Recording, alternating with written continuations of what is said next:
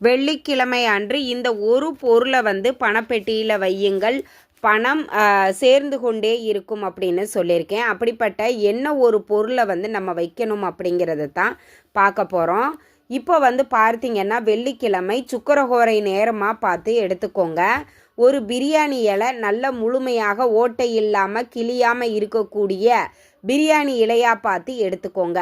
அதை எடுத்துட்டு அதில் இப்போ நான் சொல்லக்கூடிய இந்த மந்திர வார்த்தையை வந்து எழுதுங்க. ஸ்ட்ரீம் அப்படிங்கிறத க்ரீன் கலர் இல்லைன்னா ரெட் கலரில் இருக்கக்கூடிய பேனா பென்சில் மார்க்கரை பயன்படுத்தி இந்த ஸ்டீம் அப்படிங்கிறத எழுதிட்டு அதுக்கப்புறம் வந்து பார்த்தீங்கன்னா அதில் வந்து நீங்கள் மனதார அந்த இலையை கையில் வச்சுட்டு பூஜை அறையில் ஒரு தீபம் ஒன்று ஏற்றி வச்சுட்டு உங்கள் குலதெய்வத்தையும் மகாலட்சுமி தேவியையும் மனதார பிரார்த்தனை பண்ணிட்டு அதை பணம் வைக்கக்கூடிய இடத்துல வச்சுருங்க. நீங்கள் தீப தூப ஆராதனையெல்லாம் காட்டும்போது இதுக்கும் சேர்த்தே காட்டுங்கள். பணம்